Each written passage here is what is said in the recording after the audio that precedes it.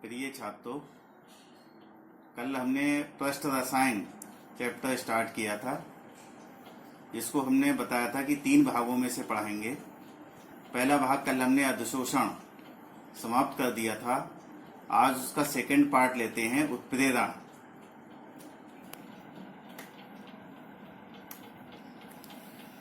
उत्प्रेरण को इंग्लिश में कहते हैं कैटालाइसिस। अभी कैटालाइसिस क्या है, उत्प्रेरण तथा उत्प्रेरक क्या है। वे बाह्य पदार्थ जिनकी सूक्ष्म मात्रा किसी रासायनिक अभिक्रिया के वेग में परिवर्तन कर देती है, उत्प्रेरक कहलाते हैं। तो जो बाह्य पदार्थ है वो पदार्थ क्या है, उत्प्रेरक, जो किसी रासायनिक अभिक्रिया के वेग में परिवर्तन कर रहा है।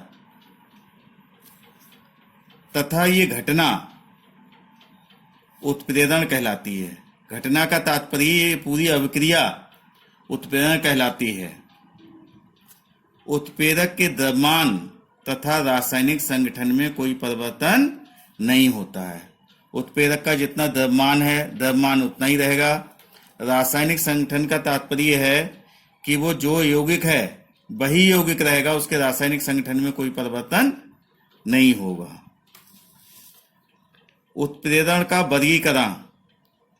उत्प्रेरण का वर्गीकरण 2 प्रकार से किया गया है, जिसमें पहला भाग है उत्प्रेरक तथा अभिकारकों की भौतिक अवस्था के आधार पर। तो उत्प्रेरक तथा अभिकारकों की भौतिक अवस्था के आधार पर उत्प्रेरण को निम्न 2 वर्गों में विभाजित किया जाता है। पहला भाग है समांग उत्प्रेरण, होमोजीनियस कैटालाइसिस। होमो का मतलब है समान, यानी उत्प्रेरक और अभिकारक समान हो, समान काय में, भौतिक अवस्था में। तो इसको परिभाषा हो गई इसकी, जब किसी रासायनिक अभिक्रिया में उत्प्रेरक तथा अभिकारकों की भौतिक अवस्थाएं समान होती हैं तो ऐसी अभिक्रिया समांग उत्प्रेरण कहलाती है, तथा उत्प्रेरक समांग उत्प्रेरक कहलाता है। हमने ऊपर भी बताया था, जो पदार्थ प्रयुक्त होता है, जो रासायनिक अभिक्रिया के वेग में परिवर्तन करता है, वो पदार्थ उत्प्रेरक होता है, और पूरी अभिक्रिया, पूरी घटना जो हो रही है वो उत्प्रेरण कहलाती है। एग्जाम्पल द्वारा और इसको स्पष्ट करेंगे। जैसे शीर्ष कक्ष विधि से H2SO4 का निर्माण। तो ये सल्फर डाइऑक्साइड गैस अवस्था में है, ऑक्सीजन भी गैस अवस्था में है, और जो उत्प्रेरक है नाइट्रिक ऑक्साइड वो भी गैस अवस्था में है। तो इनकी भौतिक अवस्थाएं समान हो गई।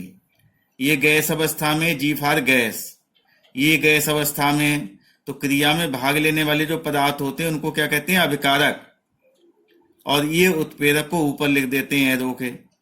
तो ये उत्प्रेरक और अभिकारक ये गैस अवस्था में है। सल्फर डाइऑक्साइड भी गैस अवस्था में है, ऑक्सीजन भी गैस अवस्था में, उत्प्रेरक भी गैस अवस्था में है। तो ये पूरी घटना, ये पूरी अभिक्रिया, ये हो गई समांग उत्प्रेरण। और ये नाइट्रिक ऑक्साइड जो उत्प्रेरक है वो समांग उत्प्रेरक कहलाएगा।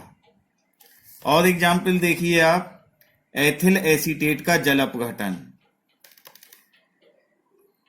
Ethyl acetate alpha liquid form में है, plus H2O alpha liquid form में है, और जो उत्प्रेरक है सल्फ्यूरिक एसिड वो भी लिक्विड फॉर्म में है। तो इससे बनता है एसिटिक अम्ल और एथिल एल्कोहल बनता है।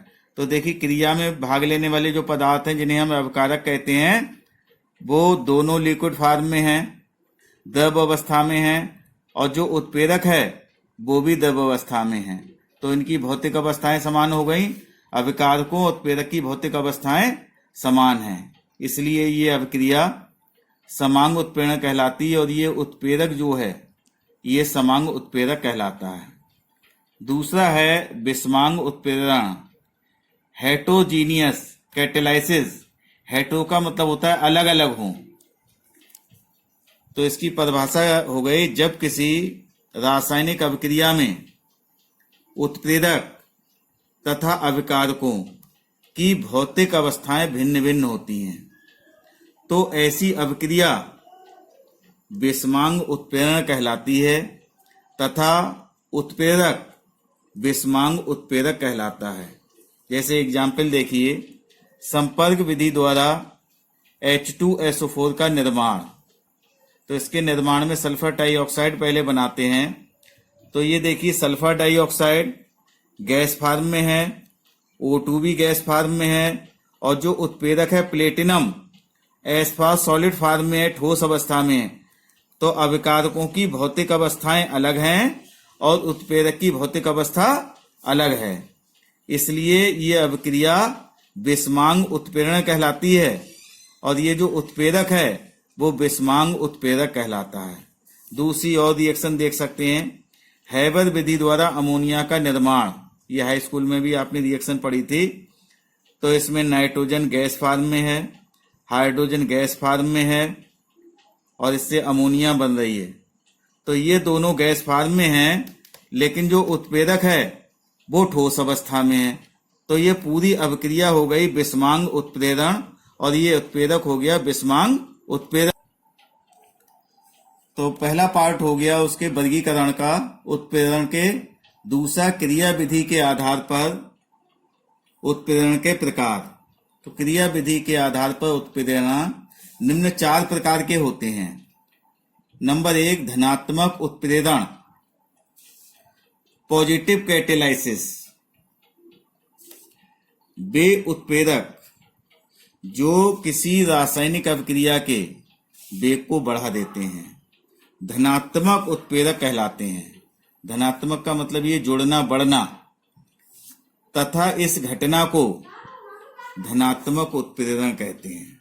तो पूरी घटना का मतलब इस पूरी अभिक्रिया को धनात्मक उत्प्रेरण कहते हैं और जो उत्प्रेरक है वो धनात्मक उत्प्रेरक कहलाता है।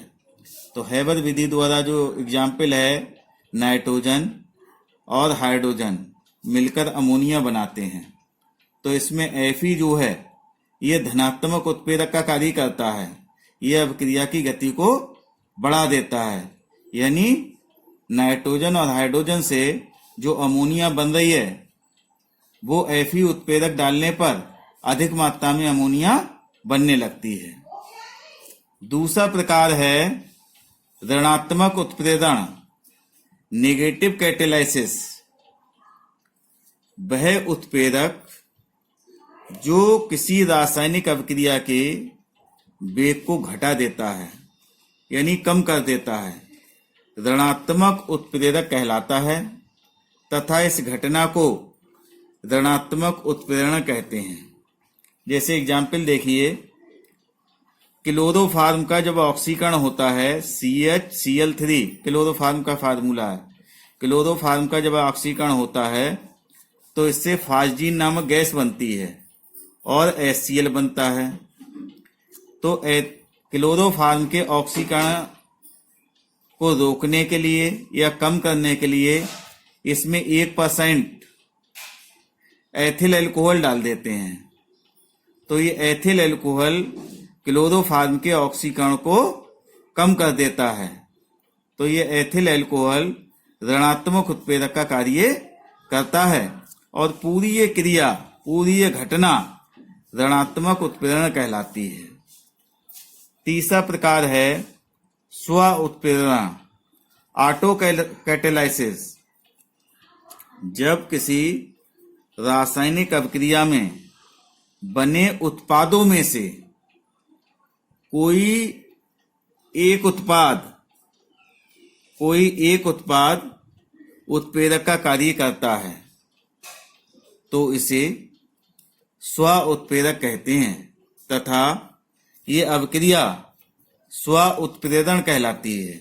जैसे एग्जाम्पल की सहायता से इसे समझिए, जैसे एथिल एसीटेट का जब जल अपघटन होता है तो एसिटिक एसिड बनता है और एथिल अल्कोहल बनता है। जब ये अभिक्रिया स्टार्ट होती है तो इसका वेग बहुत कम होता है, इसकी दर बहुत कम होती है, लेकिन जब ये एसिटिक अम्ल बन जाता है थोड़ी मात्रा में, तो क्रिया अपने आप स्वतः ही बहुत तेज हो जाती है। तो इस अवक्रिया में बना उत्पाद एसिटिक अम्ल ही उत्प्रेरक का कार्य करने लगता है, इसलिए इसे कहते हैं स्व उत्प्रेरक। अपने में से ही उत्पन्न हुआ। अभी तक हमने जो अवक्रियाएं देखी उसमें हम इनको अलग से डाल रहे थे, लेकिन इसमें हमने अलग से पदार्थ नहीं डाला। इस अवक्रिया में जो दो उत्पाद उत्पन्न हुए, उन दो उत्पादों में से एक उत्पाद ही स्वयं जो है उत्प्रेरक का कार्य करने लगता है, इसलिए कहते हैं स्व उत्प्रेरक।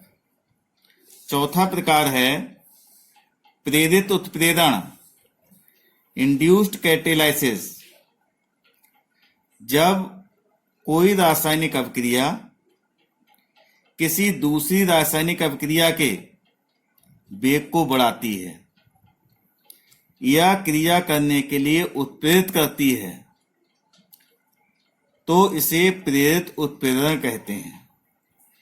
जैसे एग्जाम्पल देखिए, सोडियम सल्फाइड की जब वायु से क्रिया कराते हैं तो इसका ऑक्सीकरण हो जाता है और सोडियम सल्फेट बन जाता है। लेकिन अगर हम सोडियम आर्सेनाइड की क्रिया वायु से कराते हैं तो नो रिएक्शन, कोई अभिक्रिया नहीं होती है। यानी सोडियम सल्फाइड वायु द्वारा ऑक्सीकृत होके सोडियम सल्फेट तो बनाता है, लेकिन सोडियम आर्सेनाइड वायु द्वारा ऑक्सीकृत नहीं होता है। यदि हम सोडियम सल्फाइड और सोडियम आर्सेनाइड दोनों के मिश्रण में ऑक्सीजन गैस प्रवाहित करते हैं तो सोडियम सल्फाइड का भी सोडियम सल्फेट में ऑक्सीकरण हो जाता है और सोडियम आर्सेनाइड का भी सोडियम आर्सेनेट में ऑक्सीकरण हो जाता है। तो सोडियम सल्फाइड के जो ऑक्सीकरण की अभिक्रिया है, इस अभिक्रिया ने पहली वाली जो अभिक्रिया है, पहली वाली अभिक्रिया दूसरी वाली अभिक्रिया जो नहीं हो रही थी, इस अभिक्रिया को भी क्रिया करने के लिए उत्प्रेरित करती है। अतः पहली अभिक्रिया ने यानी सोडियम सल्फाइड की ऑक्सीकरण की अभिक्रिया सोडियम आर्सेनाइड के ऑक्सीकरण की अभिक्रिया को क्रिया करने के लिए प्रेरित करती है। तो इस घटना को प्रेरित उत्प्रेरण कहते हैं। अब है उत्प्रेरक वर्धक, कैटेलाइटिक प्रमोटर्स। वे पदार्थ जो किसी उत्प्रेरक की क्रियाशीलता को बढ़ा देते हैं, परंतु वे स्वयं उत्प्रेरक का कार्य नहीं करते हैं, उत्प्रेरक वर्धक कहलाते हैं। तो कुछ पदार्थ ऐसे होते हैं जो स्वयं उत्प्रेरक का कार्य नहीं करते, लेकिन उत्प्रेरक की क्रियाशीलता को बढ़ा देते हैं, उत्प्रेरक वर्धक कहलाते हैं। जैसे एग्जाम्पल देखिए, जब हम हैबर विधि द्वारा अमोनिया बनाते हैं तो नाइट्रोजन और हाइड्रोजन की क्रिया से अमोनिया गैस बनती है। तो इसमें Fe जो हम डालते हैं, लोहा की छीलन डालते हैं, वो उत्प्रेरक का कार्य करता है। तो उत्प्रेरक की सूक्ष्म मात्रा ही केवल क्रिया को उत्प्रेरित करने के लिए पर्याप्त होती है। इसलिए अगर हम चाहते हैं और अधिक मात्रा में अमोनिया बने, तो इसमें लोहा की छीलन और डालने से अवक्रिया के वेग में वृद्धि नहीं होगी। तो हम इसमें क्या करते हैं, थोड़ी सी मात्रा में मोलिब्डेनम डाल देते हैं। तो मोलिब्डेनम डालने से अवक्रिया की गति बढ़ जाती है। यानी मोलिब्डेनम ने क्या किया, मोलिब्डेनम इस Fe उत्प्रेरक की क्रियाशीलता को बढ़ा देता है, जिससे जो है अवक्रिया का वेग बढ़ जाता है। अब हम ये सोचें कि भाई Fe उत्प्रेरक से क्रिया उतनी तेजी से नहीं हो पा रही थी, जब हमने मोलिब्डेनम डाला तो क्रिया का वेग और बढ़ गया। तो हम Fe को ना डालें, केवल मोलिब्डेनम डाल दें। लेकिन मोलिब्डेनम जो है ये उत्प्रेरक का कार्य नहीं करेगा, ये केवल इसकी क्रियाशीलता को, Fe की क्रियाशीलता को बढ़ाने का काम करता है। उत्प्रेरक का काम Fe ही करेगा। तो उत्प्रेरक वर्धक जो होते हैं वो उत्प्रेरक की केवल क्रियाशीलता को बढ़ाते हैं, स्वयं उत्प्रेरक का कार्य नहीं करते हैं। अब इसमें दूसरा प्रकार है उत्प्रेरक विष। Catalytic poison. तो पॉइजन का मतलब ही होता है कि जो है समाप्त कर देना किसी चीज को या कम कर देना। तो वे पदार्थ जो उत्प्रेरक की क्रियाशीलता को कम कर देते हैं या समाप्त कर देते हैं, उत्प्रेरक विष कहलाते हैं। अब हम किसी क्रिया की गति को कम करना चाहते हैं तो उसके लिए उसमें हम उत्प्रेरक विष डालेंगे। जैसे इसी हैबर विधि में नाइट्रोजन और हाइड्रोजन से अमोनिया बनती है। अब इसमें जब हम Fe डालते हैं, Fe उत्प्रेरक, तो ये इस क्रिया की गति को बढ़ा देता है। हम चाहते हैं इस क्रिया की गति को हम कम करना चाहते हैं या क्रिया को जल्दी समाप्त करना चाहते हैं, तो इसमें हम H2S गैस प्रवाहित कर देंगे। तो इसकी क्रियाशीलता जो है H2S गैस Fe की क्रियाशीलता को कम कर देगा और इस क्रिया की गति जो है वो कम हो जाएगी। तो H2S उत्प्रेरक विष के रूप में कार्य कर रहा है। ये इसकी क्रियाशीलता को कम कर देता है। तो ये विभिन्न प्रकार के आपने उत्प्रेरक पढ़े और ये दो अलग से थे, उत्प्रेरक वर्धक, उत्प्रेरक की क्रियाशीलता को बढ़ाने वाला पदार्थ, उत्प्रेरक विष जो उत्प्रेरक की क्रियाशीलता को कम करने वाला पदार्थ है। अब देखिए उत्प्रेरकों की विशेषताएं, इनके क्या क्या लक्षण होते हैं उत्प्रेरकों के। तो इनके लक्षण निम्नलिखित हैं। उत्प्रेरक के भार एवं संगठन में अपरिवर्तनशीलता। जैसे पूर्व में भी हमने बताया कि उत्प्रेरक के न तो भार में, अभिक्रिया के पश्चात उत्प्रेरक का भार में कोई परिवर्तन नहीं होता और ना ही उसके रासायनिक संगठन में कोई परिवर्तन होता है। भार भी अपरिवर्तित रहता है और रासायनिक संगठन का मतलब है जो पदार्थ है वही पदार्थ रहता है, केवल उसकी भौतिक अवस्था में परिवर्तन हो सकता है। जैसे वो क्रिस्टल के रूप में हो तो बाद में पाउडर के रूप में प्राप्त हो सकता है, केवल भौतिक अवस्था बदलेगी उसकी। दूसरा है उत्प्रेरक की सूक्ष्म मात्रा। किसी रासायनिक अभिक्रिया को उत्प्रेरित करने के लिए उत्प्रेरक की केवल सूक्ष्म मात्रा ही पर्याप्त होती है। अगर हम उत्प्रेरक ज्यादा मात्रा में डालेंगे तब भी उसकी क्रियाशीलता में, उसके वेग में कोई परिवर्तन नहीं होगा। केवल सूक्ष्म मात्रा ही क्रिया को उत्प्रेरित करने के लिए पर्याप्त होती है। तीसरा है उत्प्रेरक किसी अभिक्रिया को प्रारंभ नहीं करता। उत्प्रेरक केवल रासायनिक अभिक्रिया के वेग को परिवर्तित कर सकता है, उसके वेग को बढ़ा सकता है, उसके वेग को घटा सकता है, लेकिन वो रासायनिक अभिक्रिया को प्रारंभ नहीं कर सकता। अगला चौथा है उत्प्रेरक का कार्य विशिष्ट होता है। अभी आपने पीछे देखा कि अलग अलग अभिक्रियाओं के लिए अलग अलग उत्प्रेरक की आवश्यकता होती है। किसी एक कोई ऐसा पदार्थ नहीं है जो सभी अभिक्रियाओं को उत्प्रेरित करे। जैसे इसमें देखिए नाइट्रिक ऑक्साइड उत्प्रेरक के रूप में कार्य कर रहा है, इसमें सल्फ्यूरिक एसिड कार्य कर रहा है, इसमें प्लेटिनम कार्य कर रहा है, इसमें Fe कार्य कर रहा है। तो प्रत्येक उत्प्रेरक का कार्य विशिष्ट होता है। वो एक विशेष अभिक्रिया को केवल उत्प्रेरित कर सकता है। कोई ऐसा उत्प्रेरक नहीं है जो सभी अभिक्रियाओं के लिए उत्प्रेरित कर दे। प्रत्येक उत्प्रेरक एक विशिष्ट अभिक्रिया को ही उत्प्रेरित करेगा।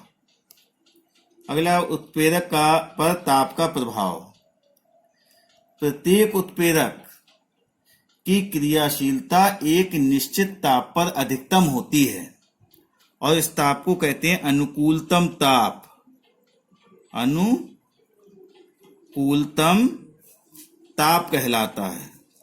तो प्रत्येक उत्प्रेरक के लिए एक निश्चित ताप है, उतना ताप आप रखेंगे तो वो अच्छा कार्य करेगा। जैसे ऊपर एग्जाम्पल था, हमने हैबर विधि द्वारा अमोनिया बनाते हैं तो इसमें 450 से 500 डिग्री सेल्सियस ताप रखते हैं, तो ये Fe उत्प्रेरक अच्छा कार्य करता है। तो इस Fe उत्प्रेरक के लिए अनुकूलतम ताप कितना है? 450 से 500 डिग्री सेल्सियस है। इसी प्रकार प्रत्येक उत्प्रेरक की क्रियाशीलता एक निश्चित ताप पर अधिकतम होती है। उस ताप को क्या कहते हैं? अनुकूलतम ताप कहते हैं। रासायनिक साम्य पर उत्प्रेरक का प्रभाव। उत्प्रेरक रासायनिक साम्यावस्था को परिवर्तित नहीं करता है, क्योंकि उत्प्रेरक अग्र अभिक्रिया और पश्च अभिक्रिया को समान रूप से प्रभावित करता है। जैसे ये हैबर विधि द्वारा अमोनिया बनाते हैं, 2NH3 बनाइए, तो उत्प्रेरक जब हम Fe उत्प्रेरक डालते हैं तो ये अब अग्र अभिक्रिया नाइट्रोजन और हाइड्रोजन से जिस दर से ये अमोनिया बनने को उत्प्रेरित करता है, उसी दर से अमोनिया अपघटित होकर नाइट्रोजन और हाइड्रोजन बनाता है। तो अग्र अभिक्रिया और पश्च अभिक्रिया को समान रूप से उत्प्रेरित करता है, इसलिए उत्प्रेरक का साम्यावस्था पर कोई प्रभाव नहीं पड़ता है। अगला है उत्प्रेरक की सक्रियता। उत्प्रेरक संक्रियण ऊर्जा को अभिक्रिया की संक्रियण ऊर्जा को कम कर देता है, जिससे क्रिया का वेग बढ़ जाता है। तो उत्प्रेरक जो है, उत्प्रेरक की सक्रियता जो होती है वो रासायनिक अभिक्रिया में के सक्रियण ऊर्जा को कम कर देती है, जिससे जो है क्रिया का वेग बढ़ जाता है। तो ये उत्प्रेरक के लक्षण थे जिनको हमने विस्तार से बताया। अब है प्रश्न उठता है कि उत्प्रेरक ये कार्य कैसे करते हैं। इसमें हमें लग रहा है कि उत्प्रेरक ने ये अभिक्रिया, हम देखें कि Fe ऊपर लिखा है, नाइट्रोजन और हाइड्रोजन ने क्रिया करी, अमोनिया बन गई, इसका कोई कार्य ही नहीं है। पीछे और अभिक्रियाएं आपने देखी, वो एरो के ऊपर केवल जो है हमने लिख दिया और लगता है कि इसका कोई कार्य है ही नहीं। ये ऐसी लिखा हुआ है, यहाँ भी अभिकारक ये हैं और उत्पाद ये बन गए, इसका कोई काम ही नहीं है। लेकिन ऐसा नहीं है।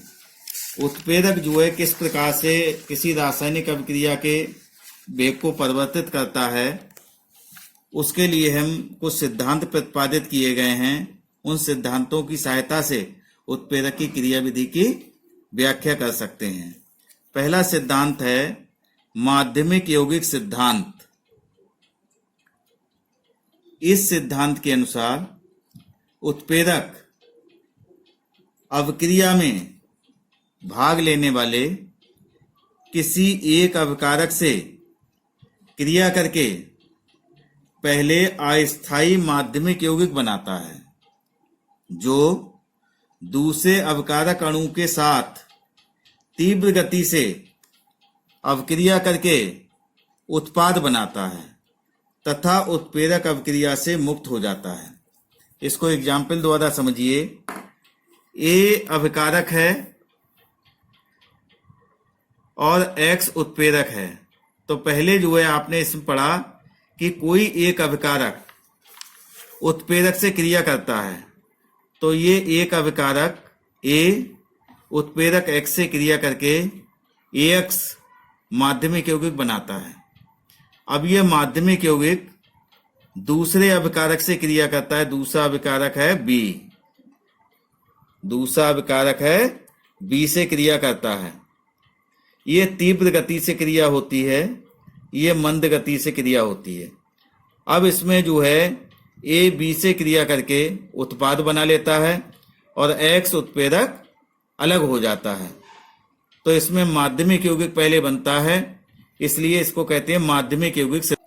इस सिद्धांत को हम एग्जाम्पल की सहायता से और स्पष्ट करेंगे। जैसे शीर्ष कक्ष विधि द्वारा सल्फ्यूरिक अम्ल का निर्माण करते हैं, तो सल्फ्यूरिक अम्ल के निर्माण में पहले सल्फर डाइऑक्साइड बनती है। कैसे बनती है? सल्फर डाइऑक्साइड का वायु द्वारा जब ऑक्सीकरण होता है तो सल्फर डाइऑक्साइड बनती है, जिसमें नाइट्रिक ऑक्साइड उत्प्रेरक का कार्य करता है। अब देखिए, ये सल्फर डाइऑक्साइड भी अभिकारक है, ऑक्सीजन दूसरा अभिकारक है, ये दो अभिकारक हैं, ये उत्प्रेरक है। तो ये नाइट्रिक ऑक्साइड उत्प्रेरक इनमें से एक अभिकारक यानी ऑक्सीजन से क्रिया करता है पहले, और एक माध्यमिक यौगिक बना लेता है NO2, नाइट्रोजन डाइऑक्साइड बना लेता है। ये माध्यमिक यौगिक बन गया। अब ये माध्यमिक यौगिक दूसरे अभिकारक से क्रिया करता है सल्फर डाइऑक्साइड से, और उत्पाद बना लेता है सल्फर डाइऑक्साइड और ये NO जो उत्प्रेरक है आपका, वो यहां से अलग हो जाता है, वो यहां से अलग हो जाता है, यहां पर ये अलग प्राप्त हो जाएगा उत्प्रेरक। और दूसरा एग्जाम्पल देखिए, प्रयोगशाला में डाई एथिल ईथर का निर्माण। तो डाई एथिल ईथर का निर्माण सल्फ्यूरिक अम्ल की उपस्थिति में जब एथिल अल्कोहल को 140 डिग्री सेल्सियस ताप पर गर्म करते हैं तो डाई एथिल ईथर बनता है और जल बनता है। ये देखिए 2 स्टेप में ये जो है क्रिया कैसे करके संपन्न होती है। तो एथिल अल्कोहल का एक अणु, एथिल अल्कोहल क्या है, अभिकारक, इसका एक अणु H2SO4 उत्प्रेरक है। ये उत्प्रेरक से क्रिया करता है। जब ये 100 डिग्री सेल्सियस ताप पे पहुंचता है तो एक माध्यमिक यौगिक बन जाता है C2H5HSO4, एथिल हाइड्रोजन सल्फेट बन जाता है और जल निकल जाता है बाहर। अब ये माध्यमिक यौगिक जो हमारा बना C2H5HSO4 माध्यमिक यौगिक बना, ये एथिल अल्कोहल के दूसरे अणु से क्रिया करता है। जब ये 140 डिग्री सेल्सियस पहुंच जाता है तो ये डाई एथिल ईथर बन जाता है C2H5OC2H5 और H2SO4 उत्प्रेरक जो है इस अभिक्रिया से अलग हो जाता है। ये प्रोसेस चलती रहती है और डाई एथिल ईथर जो है लगातार प्राप्त होता रहता है।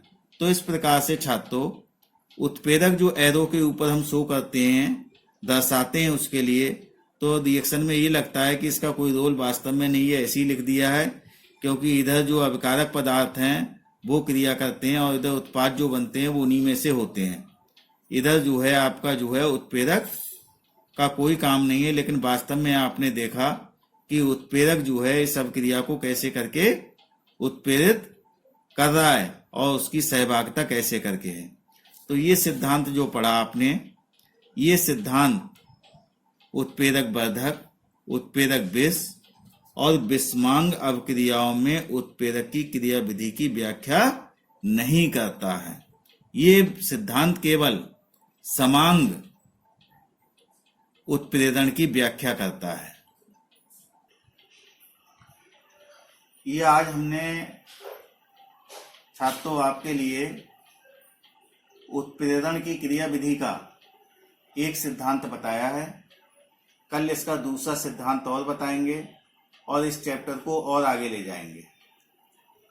ये चैप्टर वाइज आपके लिए नोट्स बनाने हैं और जो हम होमवर्क के लिए क्वेश्चन देते हैं उन क्वेश्चन को भी आपको एक फेयर कॉपी पर लिखना है। ये होमवर्क आपका जो है बाद में जब विद्यालय खुलेंगे तो होमवर्क आपका चेक होगा, इसलिए इसको पूरा करके रखें।